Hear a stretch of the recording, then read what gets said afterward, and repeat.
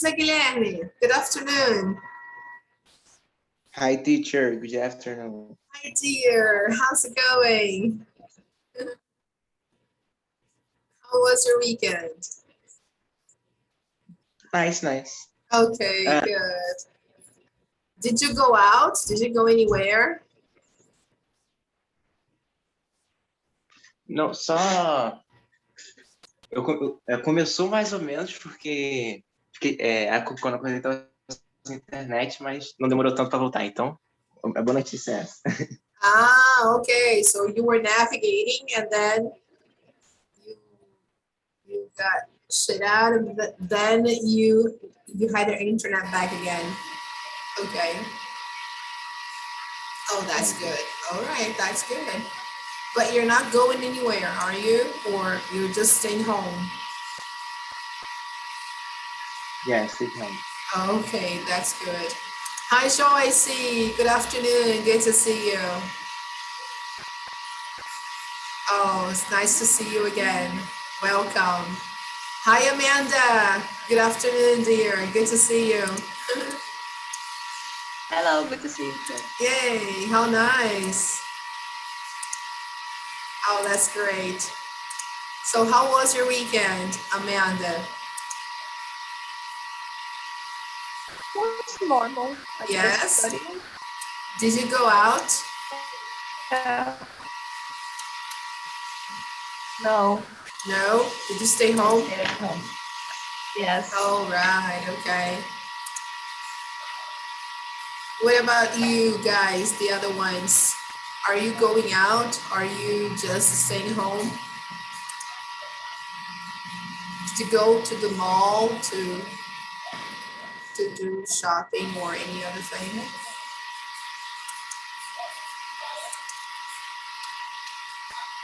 Are you guys going to school, guys, for presential classes? Are you having presential classes?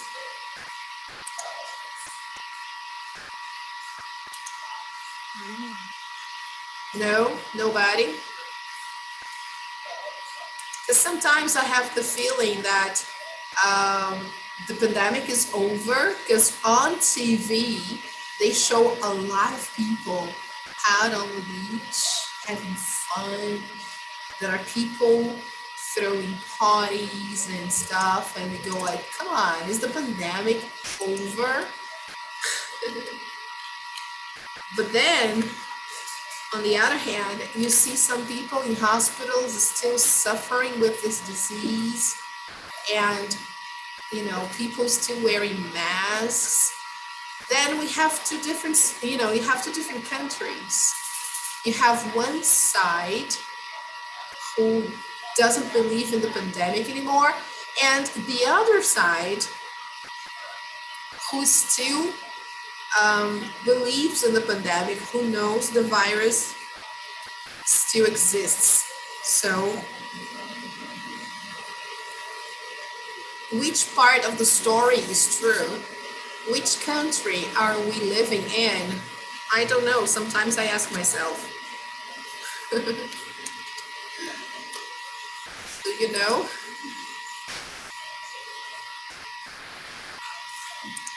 It's complicated, isn't it?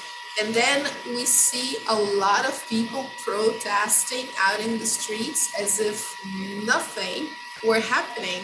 Did you see that, guys? So many people out in the streets.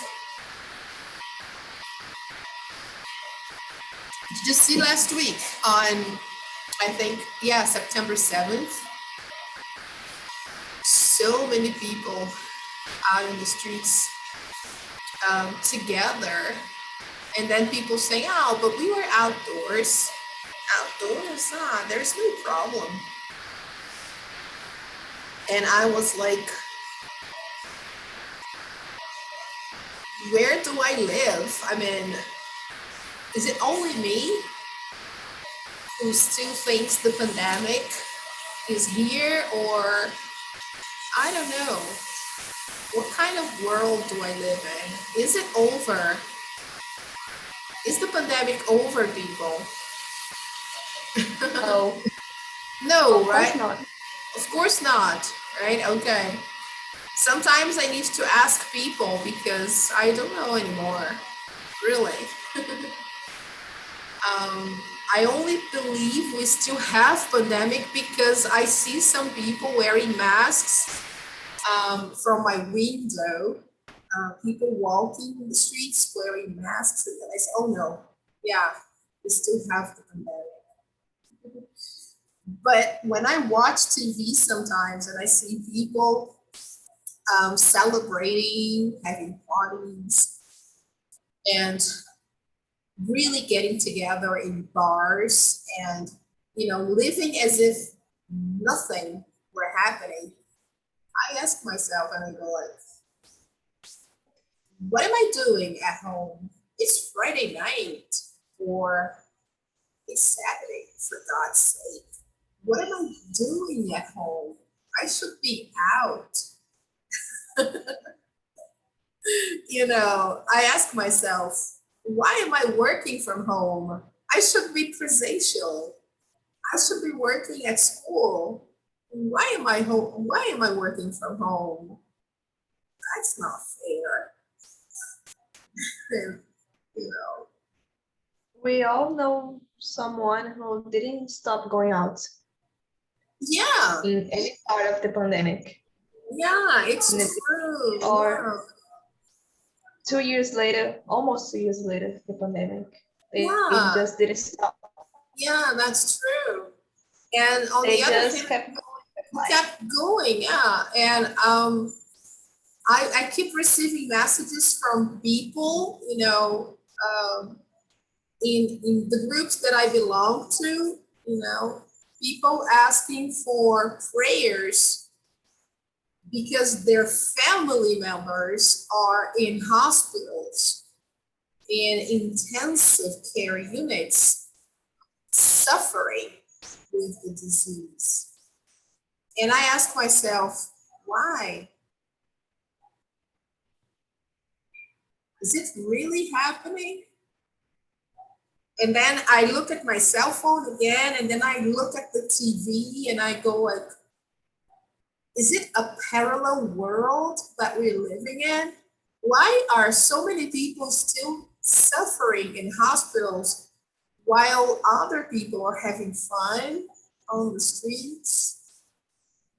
And it seems so unfair because there's a lot of people who go out to live their lives normally and they don't get sick. But if you or at least they don't get sick. Quote, we don't know, right? They don't get sick, quote, because we don't really know if they get sick or not. Yeah, we don't know, right? We never know. Yeah. But there are people that are staying home, but they get the virus at the market, supermarket. A lot of people. A lot of people who stay home get sick, right? And a lot of people who are going out also get sick, but they don't say. And some people who get sick actually die, right? They get really seriously sick. And sometimes they go out, they get sick, they don't even know they get sick, but they just transmit. They just transmit, they just pass it on. They don't get the symptoms because they have no symptoms, but they simply transmit. Especially kids in school. Yeah. They have no symptoms because a lot of people get the virus, but they have no symptoms. They have nothing. They just pass it on. It's just an act of, it's like a donation, they donate the virus, Yeah. I don't know if I laugh or if I cry. I really don't know. And then people think, it's okay. It's okay. I don't have anything. It's not me. It's not, people think like this. I don't feel affected by the COVID. I don't feel any problem. I don't have any problem. It's not me. It's you. It's your problem. It's not my problem. It's your. I don't know anyone that phone call. I don't know anyone. It's not my family. It's your family. If you are going to get sick, it's not my problem. It's your problem. If I am transmitting the virus, I'm sorry. I'm so sorry. I'm sorry for you. This is what they think. They just think about it. I mean, they actually, they don't think, period. Right? They don't think. They just want to keep moving. Let's move on. Let's just move on. Because I guess most people just get the virus, but they never get any symptom. They just pass it on. Okay, and then it keeps going. Okay, and unfortunately, some people who are frail, some people who have a complicated disease, they get infected in a way that they shouldn't, and they then go to hospital. And then they die sometimes. And then people go, oh, what happened? Oh, really? Oh, who transmitted? I don't know. Yeah, it was COVID. How unfortunate. Oh, what a pity. This is what people do. This week I received a message from one of the members of the church that I belong, and her family was infected, all her family, and she was taking all the precautions. And because of one of these things, you know, people who usually go out to do normal things, you know, one person went out to do something casual, got infected, but had no symptoms, nothing. And this person got in touch with them for a visit, just one little contact for a few hours. This person infected the whole family, infected herself, her husband, her daughter, and her daughter's son. Just to sum it up, her husband got the worst part because her husband has some comorbidities. Her husband has a disease. From all the others who got infected, her husband is the worst case. So the others got the disease and they recovered. They just had some symptoms and they took the medication, they're fine. One special piece of information. All of them had been vaccinated. All of them. They got the 2 doses. Okay?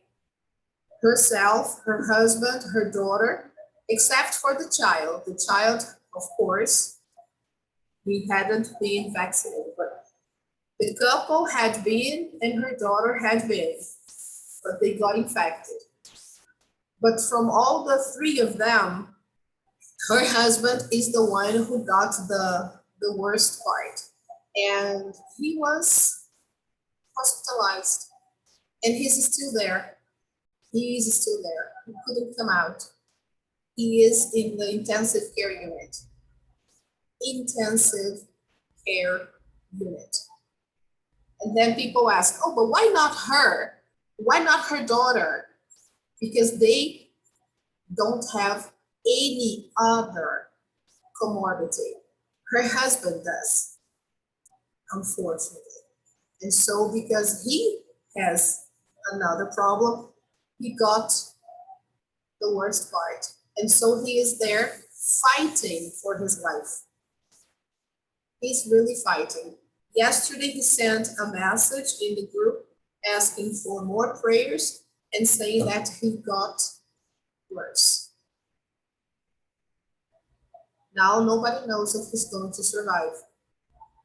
And he was okay. 10 days ago, he was okay. He had nothing. Okay, guys. So that's why I don't agree with the people who believe that it's okay to celebrate. It's okay to stay together. It's okay to go out. It's okay to ignore. Okay. Sorry for letting it out. Sorry for, sharing this with you, but I'm I'm really disappointed with our government and with the way our government is dealing with the disease in our country. It's totally wrong according to the World um, Organization, to the World Health Organization. It's totally in the contrary of what they said, the way they said we should deal with the disease. That's why it's taking longer for our country to get over. Okay, unfortunately, that's why. Okay, so unfortunately, but anyway, yes, I hope we can learn the lessons. And guys, you take care. Okay, guys, you take good care. Protect yourselves and the people you love. Okay, guys, because sometimes we cannot count on our government. Okay, let me turn on the lights because here it's getting really dark. And as you can see here, the sun is setting and the images are getting totally distorted. Anyway, people, did you have a chance to do your homework?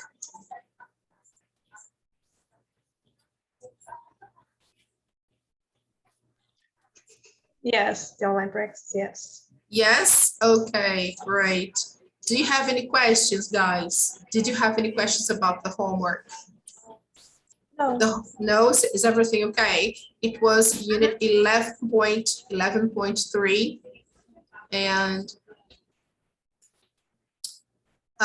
some worksheets from the previous week. If you have any questions, just send me a message. And don't forget to replace the classes that you've missed so far. Okay, guys.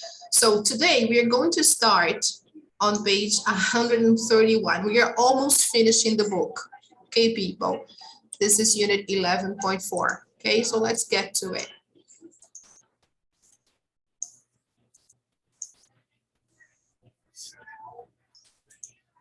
Okie dokie. So before we start 11.4, which is on the other page here, okay, we are going to finish this last page here. And the first part will talk about defining relative clauses because this unit talks about relative clauses. So what do you understand, guys, by relative clauses? Do you remember the idea of relative clauses?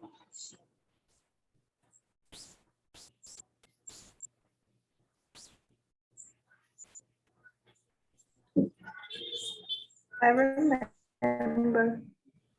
Okay, very nice. So to help you refresh your memories, I will show you a very short video, about 1.5 minutes only, so you can remember what defining relative clauses are. Let me just enable the sound here.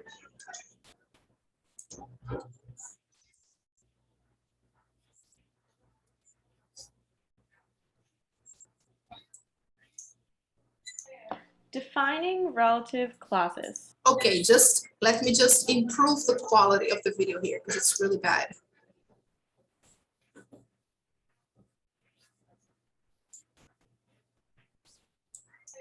Defining relative clauses.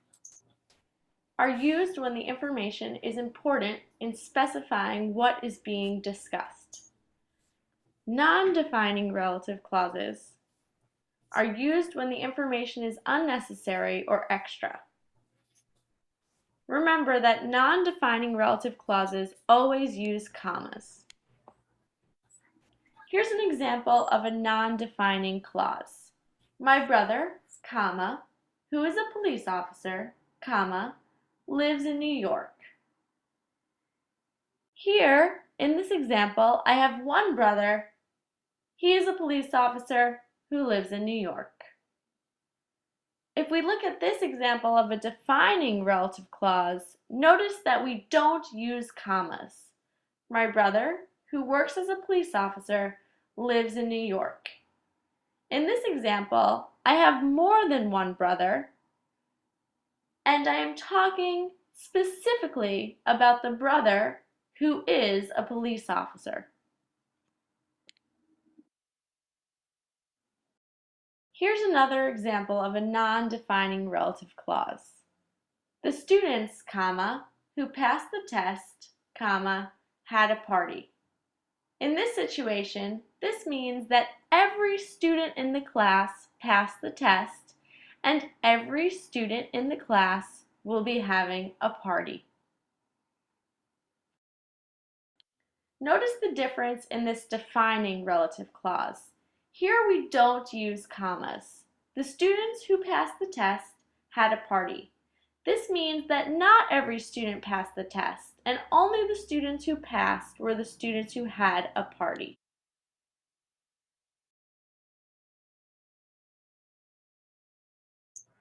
Okay, guys, you see the difference? Yes? So, oh man, I always do this. Okay, it's very simple. So usually non-defining relative clauses, they have commas, okay? Defining relative clauses, they don't have commas, all right? Let's have one more thing here that is very interesting. Let me just close this here. Let me try to show you one more. Let me try to share this with you. Okay, can you see this screen? The one with examples on relative clauses. Yes. Okay, so look here. This is the brother who has a girlfriend. Here, there is no comma, okay? So this is defining, all right, people?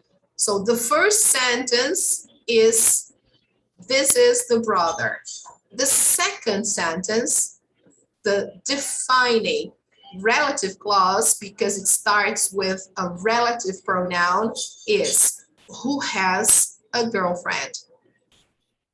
This is the defining relative clause, no comma, okay? So this is the brother who has a girlfriend. They are dependent. So this clause is connected to the first one. I cannot separate them. They are not independent. They are not coordinate clauses. They are subordinate clauses. Okay, guys? This is not extra information, right? This is important information. This is the brother. If I eliminate this clause, the first one doesn't make sense. If I just say, this is the brother, and I go like, this is the brother what? Who has a girlfriend. Okay, now I understand. So I need the complement. This is necessary. Okay, guys, this is the brother who has a girlfriend. So essential information. There is no need for a comma. All right, that's why I call this defining relative clause. All right. Perfect. So here I have in the sentence, I have two important qualities in a defining relative clause. Important information, no comma. Okay, now let's see the next one. John, comma, who is a friend, comma, loves his dog so much. Okay, so in between commas, we have the information who is a friend. This is additional information. Okay, so this relative clause, who is a friend, is non-defining relative clause. If I want to eliminate this clause, I will not compromise the meaning of the sentence. I can say, John loves his dog so much. It's okay. I can understand the sentence. All right, people. Okay. That's the difference between defining relative clause and non-defining relative clause. All right. And of course, there are some other aspects of those two relative clauses that I can and I should consider. For example, in defining relative clauses, we can replace the relative pronoun. Here, for example, this is the brother that has a girlfriend. I can put that instead of who, because when I'm referring to a person or people, I can use who or that, okay? But here, in non-defining relative clauses, I cannot replace who for that, even though I know I can use who or that for people. John, I know that I can use that is a friend, but it's a non-defining relative clause. So this kind of relative clause I cannot touch. Even though it's something extra, I can't change the pronoun. I can't replace the pronoun. Okay, guys, this is one special information or piece of information, sorry, that I need to give you. Okay, there is no replacement for non-defining relative clause in terms of pronoun. Okay. All right, people. Yes, do you get it? Okie dokie. This file, by the way, this file is posted for you on Google Classroom, okay? It's already there. Let me see if I have another one here. No. This file is posted for you there. Look at the image. It's horrible. Okay, guys, sorry about that. Okay, let's take a look at the box here, people. Let's see. Guys, defining relative clauses tell us which person or thing we are talking about. We use who or that to talk about people and which or that to talk about things, just like I said, okay? The defining relative clause can refer to either the subject or the object of the sentence, okay? So, The Hunger Games is a movie. The Hunger Games is a movie that doesn't disappoint. Or, just a moment, guys, just a moment, please.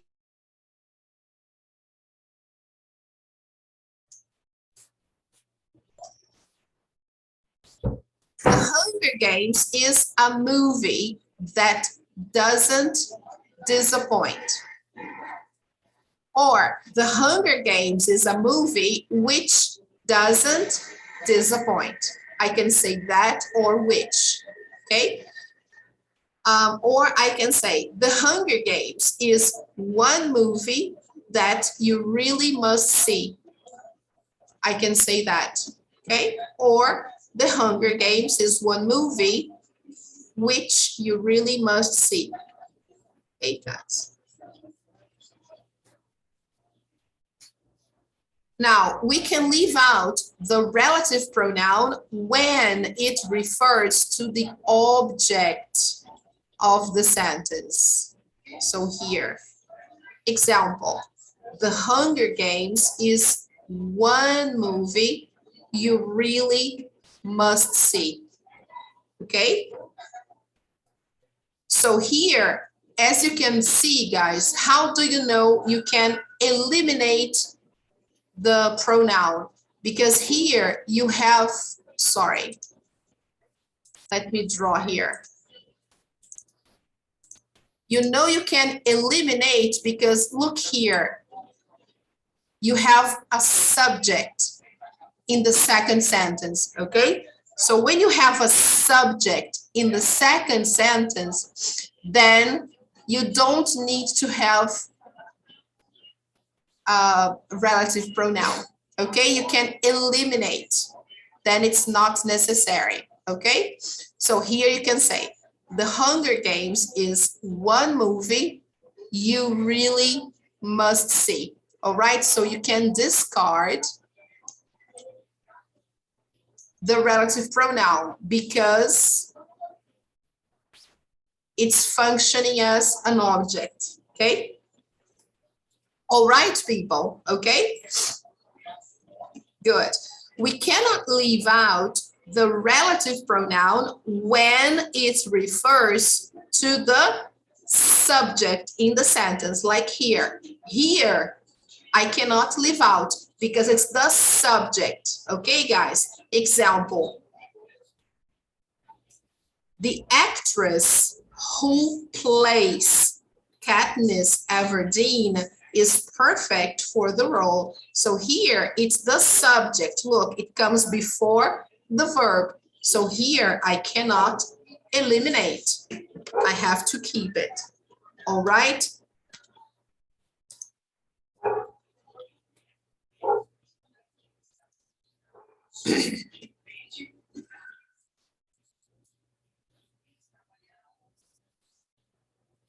Okay, people.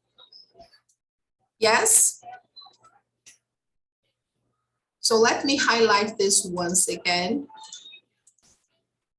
So here, guys, when you have a subject, let me just, okay.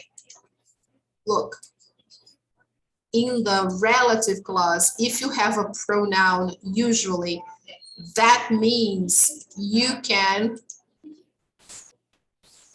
eliminate, look, you can eliminate the relative pronoun. It's not necessary. So here, The Hunger Games is one movie you really must see.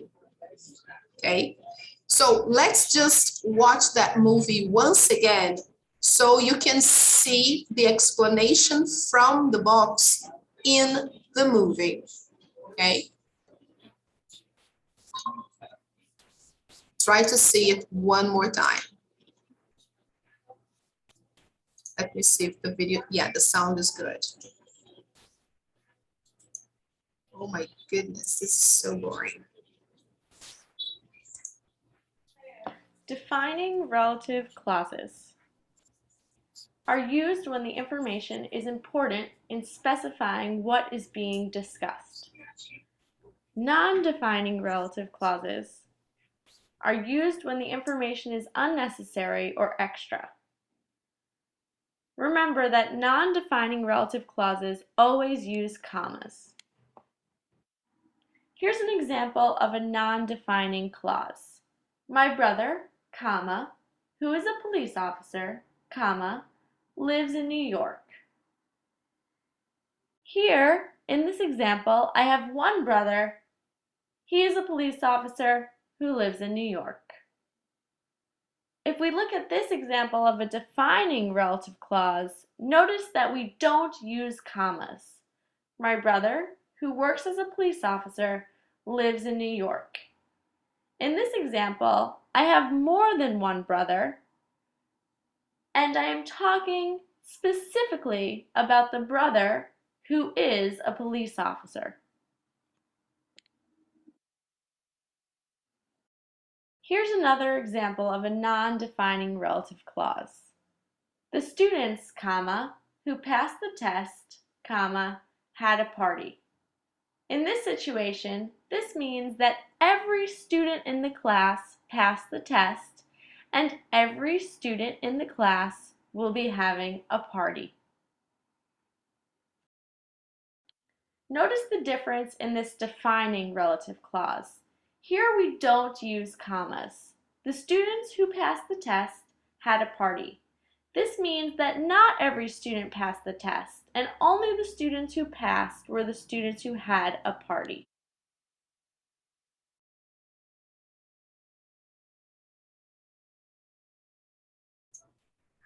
All right, people. Yes, you got it. Perfect. All right. So let's go there. So this information about quantity is also very interesting. When you have non-defining in between commas, when I give information about non-defining relative clauses, like for example, the students who passed the test will have a party, right? Do you remember that? I'm saying that all the students passed. But when I say the students who passed the test will have a party, I'm just saying that only the students who passed, because not all of them passed, okay? So that's very interesting to notice, okay, people? So for more information about it, you can check page 169, okay? So let's do this first activity here, number 10. Choose the correct options to complete the text, okay? So let's say the first one. The author wrote the Hunger Games series is Suzanne Collins. There are 3 books in the series. Which one is the best option, people? Which or who? Who? Great. Because I'm referring to a person, all right? And there is no need to use a comma because there is only one author. So this is defining relative clause. The author who wrote the Hunger Games series is Suzanne Collins. All right. Now, people, try to do the other ones, selecting the right option, and then we correct. Okay. I'll give you 2 minutes to do that. And then we correct. And then I'll take the chance and turn on the lights here because it's really dark. Then I'll come back. Let me. All right, you can begin.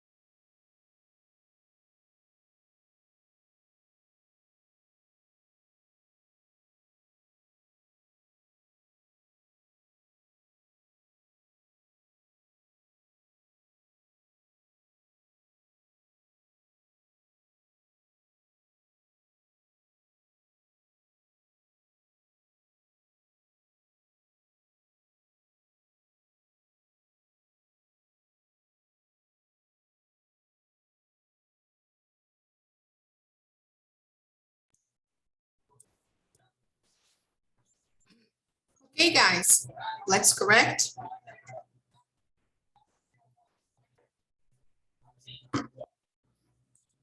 Okay, have you done?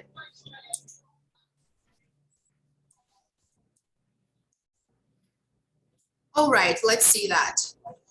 There are 3 books in the series. The first book,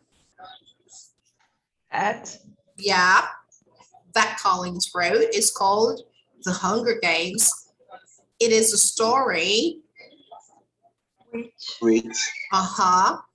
which we can admire. It's about a teenage girl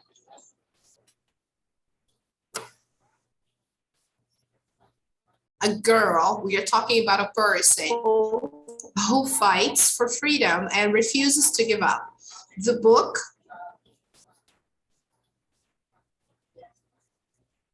that comes next is called Catching Fire. Mockingjay is the name of the 3rd book. All 3 books are now movies, but it is the 3rd book which is 2 movies. That's why there are 3 books, but 4 movies. Guys, have you seen the movies or read the books?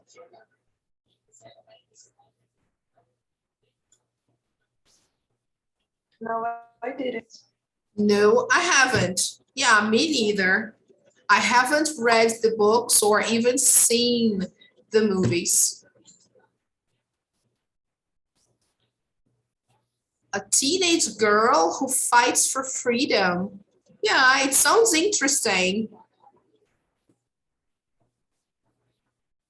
So actually, as you can see here, there are 3 books and 4 movies. So it sounds interesting. The first book, The Hunger Games. The second book, Catching Fire. And the 3rd book, Mockingjay. Yeah, interesting. I watched the movies and they were really good. Which one, Joyce? Can you repeat, please? Watched the movies. You watched all the movies? All the films. Oh, yes. How nice. Did you like it? Yes, it is really good. Oh, how nice. Great. Oh, wonderful. I'll try to do that. I'll try to watch the movies then on Netflix so I can get an idea of the story. Oh, that's good. Oh, perfect. Good to know. Good to know. Yeah, how nice. Interesting. Okay, people. So did you see? We can use the relative pronouns according to the subject of the sentence. All right? All we have to do is decide, okay, between who or that, okay, which, actually decide among, okay? Now let's see number 11. For each phrase, decide if the relative pronoun is optional or necessary. Remember, if it's optional, write O. If it's necessary, write N. Okay? All right. Remember, guys, if it's optional, it's because the pronoun is an object. If it's necessary, it's because the pronoun is the subject. Okay? So let's go. The first one. Optional or necessary? What do you think?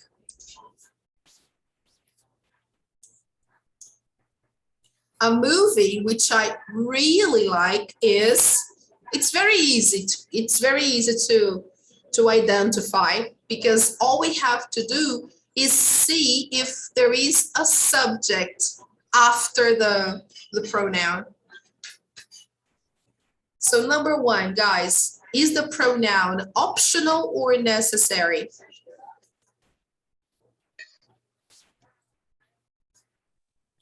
Optional. Yes, of course. Look, okay? Can you see that? There is a big subject here right after. Look, first person singular. So it's optional. Okay, no big deal. All right, number 2, guys. Option 2. 2 actors I think aren't very good or optional. Number 3, Exato. Option. pay attention. Look, where is the relative pronoun? Here.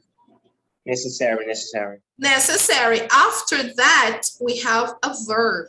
So this is not optional, this is necessary. Number 4, yeah. Subjetivo veio Yeah. antes. Number 4.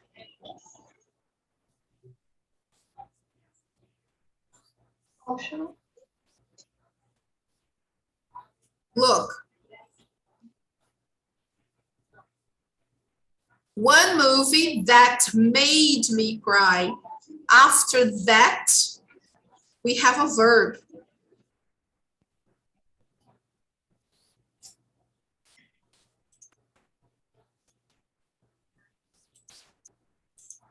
Here, guys, it's optional because after who or after which, I have a pronoun, a subject pronoun. But here, after the relative pronoun, I have a verb, so it's necessary. Here, after the relative pronoun, I have a verb. So, what do you think? Necessary. Necessary. Okay. That made. Here, I don't have a subject. I have a verb. Okay, so here, if I have a verb, then it's necessary. And now,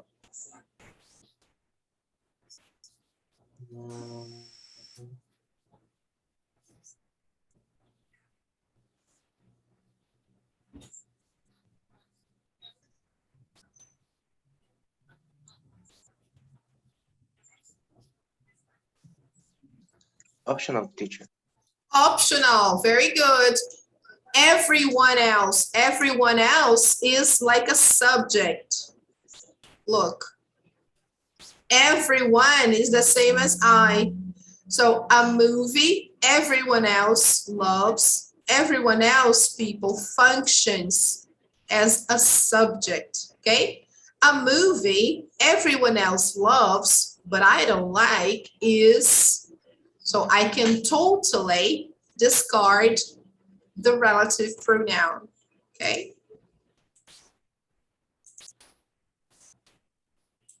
All right, so here it's totally optional. And the last one. Necessary. Totally. Because after the pronoun, we have a verb. Okay? Verb. Yes. So let's check. Yes, everything correct.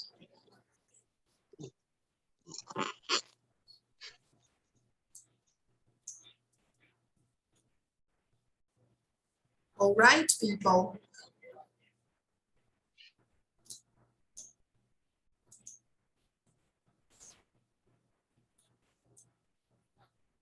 All right, perfect. So here we don't need to write a sentence to complete that, not necessary. We don't have to do 13 or 14, nothing like that, because this is about a writing task. This is about writing a review. We don't have to work on that. Okay, guys, so let's move on to 11.4. Let's take a look at the boys here. What are they up to? What's going on? Look at Max. What is he doing? Wow. My goodness, this is terrible. What's going on? Here he says, sorry to interrupt. So the topic of this lesson, guys, is about interrupting people. So it's all about communication. Okay, guys. Sometimes we need to interrupt, or people need to interrupt us, right? And then we need to know how to use the right sentences. Okay, so here we have some tips on how to interrupt. Okay, so they say here what we should do to interrupt. Okay, let me just clear the page.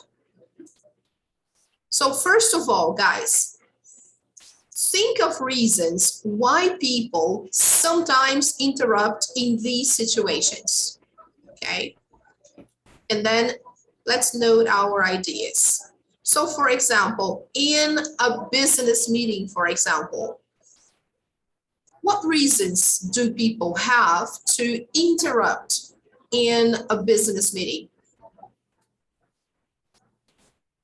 What do you think?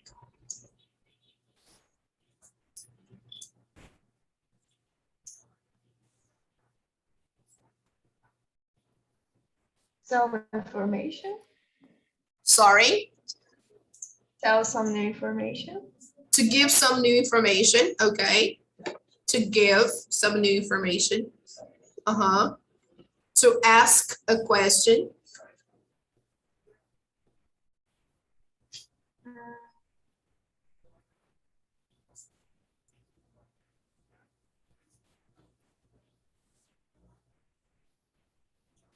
What else?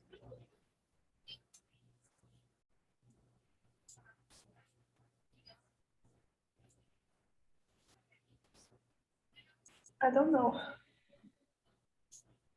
Okay, let's go to the next one. In a presentation, what reasons do people have to interrupt in a presentation?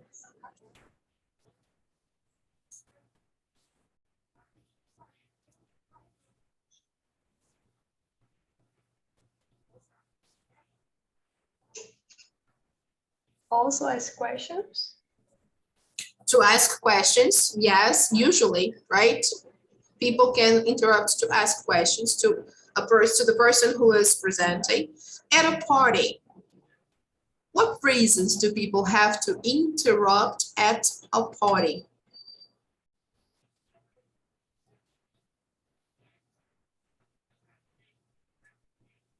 Ask someone's name. Okay, yes.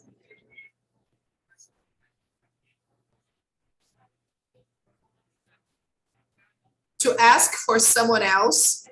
Oh, have you seen so and such?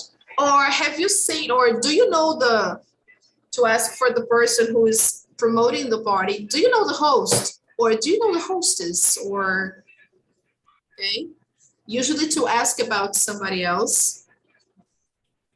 Do you know where so-and-so is? Sometimes you're looking for someone, you don't know where this person is, you're looking for someone, and then you ask for help.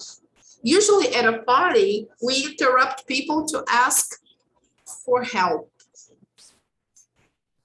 when you need, okay? At a job interview, what reason does a person have to interrupt someone at a job interview?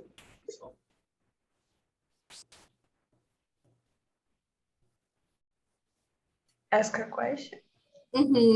Okay. Give information. To give, yeah, to give some extra information. Okay. All right. Yes, usually to ask a question. Okay, that's good.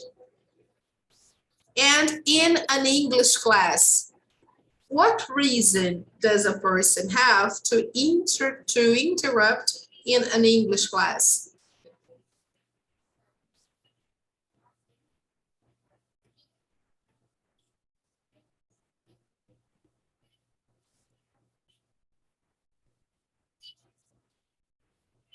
I only think about the same answer. Ask a question. Yes. You can't go to that game on TV, you know, that game show on TV where people need to find examples of things that people are asked. They run a survey. They ask 100 people questions, and they want to know what they answer. It's in Portuguese. The name is called Tem ou Não Tem. You know, I don't know if you've ever seen this game. It's aired I on. heard.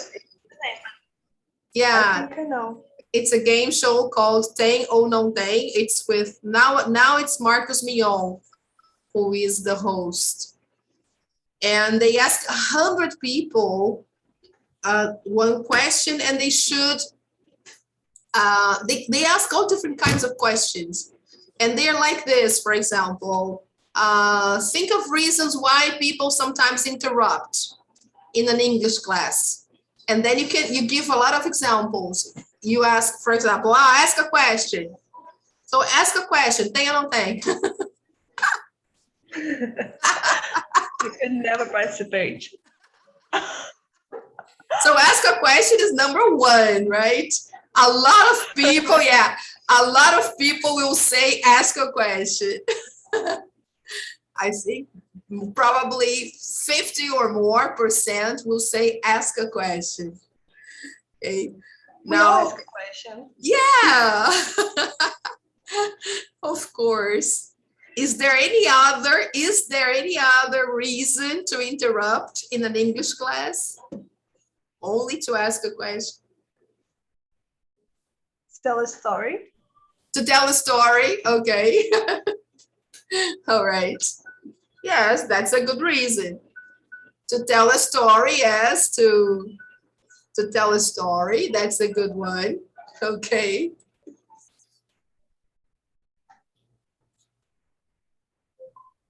What else? You can interrupt an English class to answer a phone call. Sometimes you can receive a phone call, right? You receive, yeah, so you have to interrupt the class. Sorry, I have to get this. I have to answer this call. So you interrupt the English class to answer a phone call. Tem ou não tem? Answer a phone. Yes, of course. Go to the bathroom. Yes, of course. You interrupt an English class to go to the bathroom. Of course, sometimes you have to go. It's important, guys.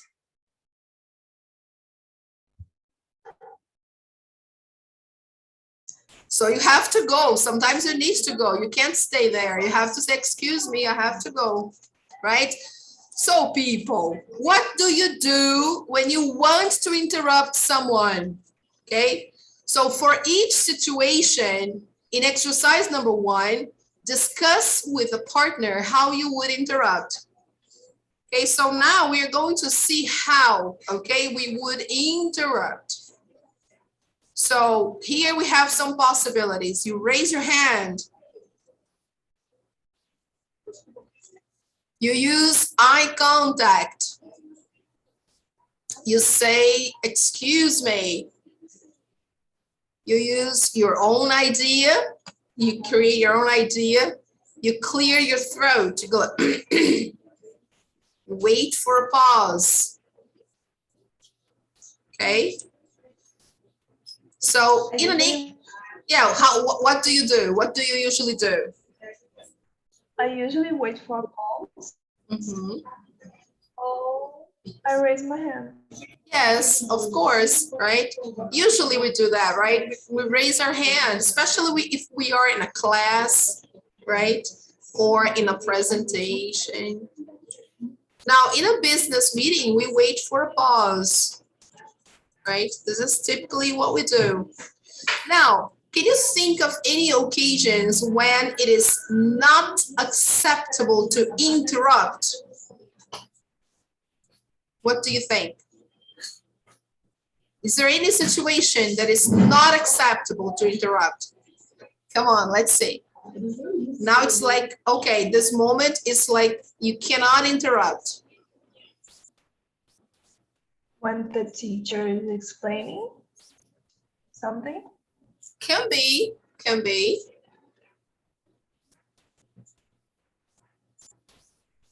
In the middle of a surgery, when somebody is performing a surgery, I don't think you should interrupt at this moment, right?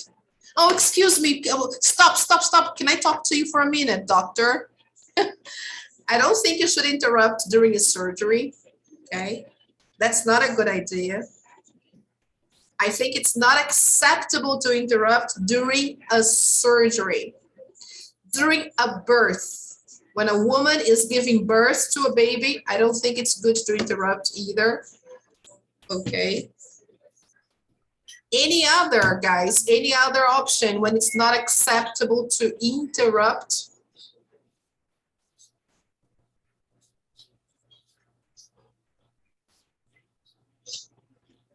When someone is giving a speech? When someone is giving a speech, very good. Yes, it's not acceptable, especially if there is a big audience. It's not very good to, excuse me, I have something to say. That's not a good thing to do, right?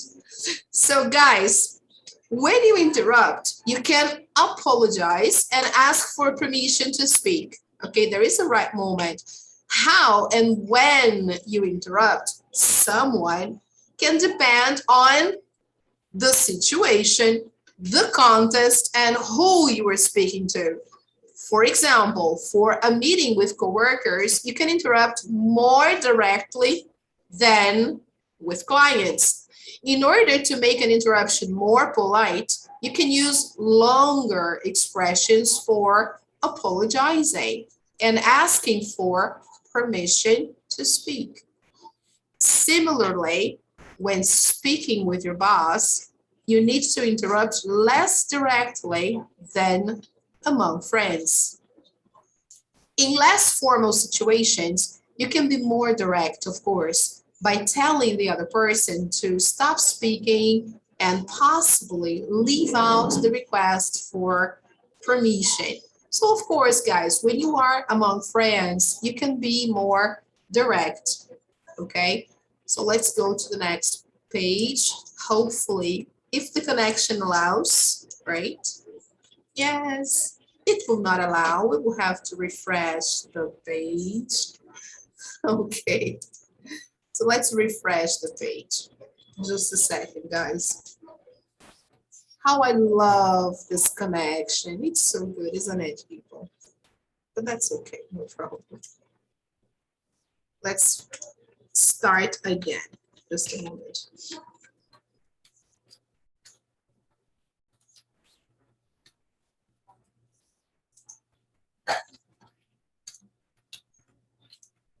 I don't know, but I have a feeling the processor in this computer is not so good. So I'll try to get a better one.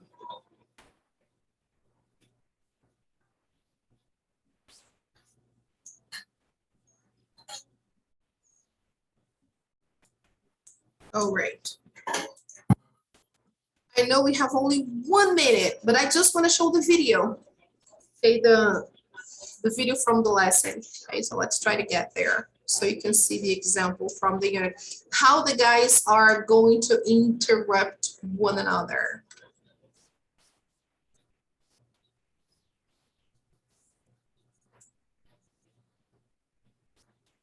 You see how long it takes to refresh the page? This is preposterous.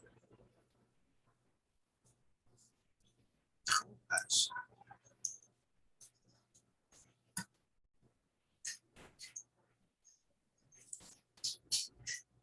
All right. Okay, great.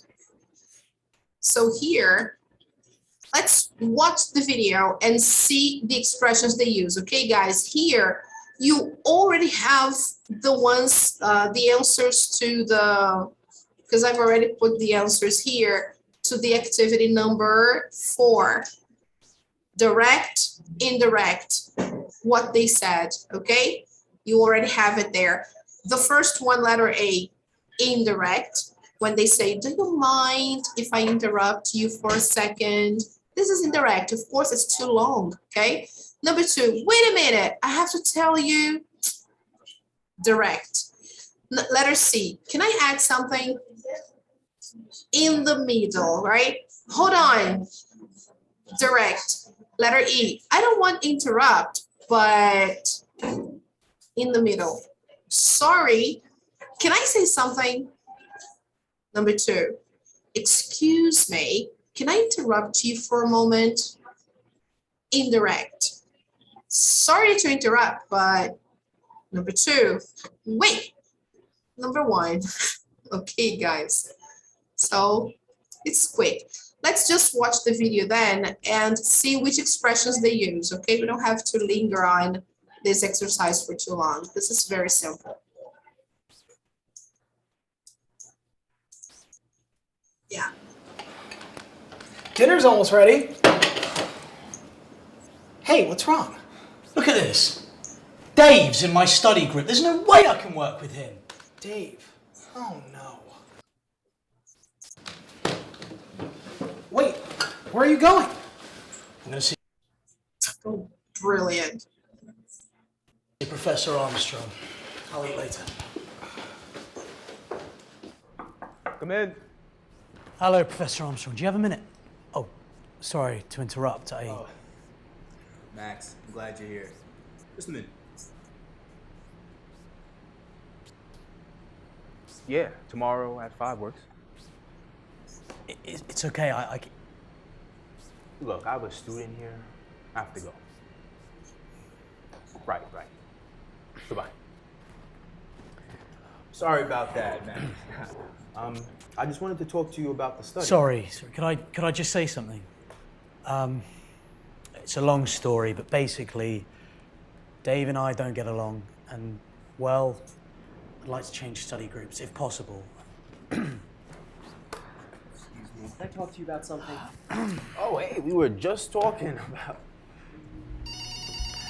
Excuse me? Oh, you're here. Hello? Sorry to interrupt. I just sent in a student named Dave. He says he wants to talk to you about changing study groups. Thank you.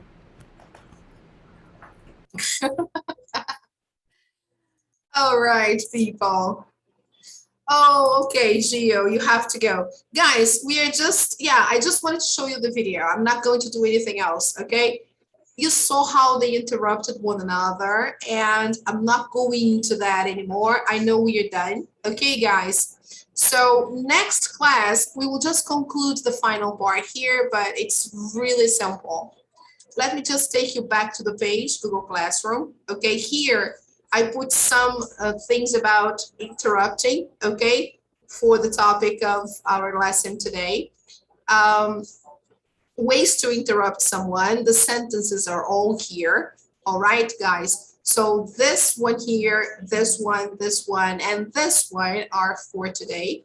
And the homework is going to be Unit 11.4, online practice, and Unit 11 test. Okay, guys, you can start doing it because we are closing Unit 11. Okay, so that's it for today. Thank you so much for coming. Sorry for taking a little longer to finish.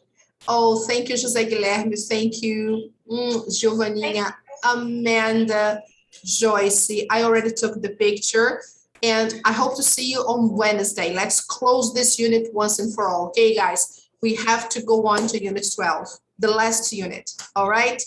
Thank you. Bye, guys. Take care. Bye-bye. Love you guys. Thank you. Bye-bye. See you. Thank you. Bye. Take care.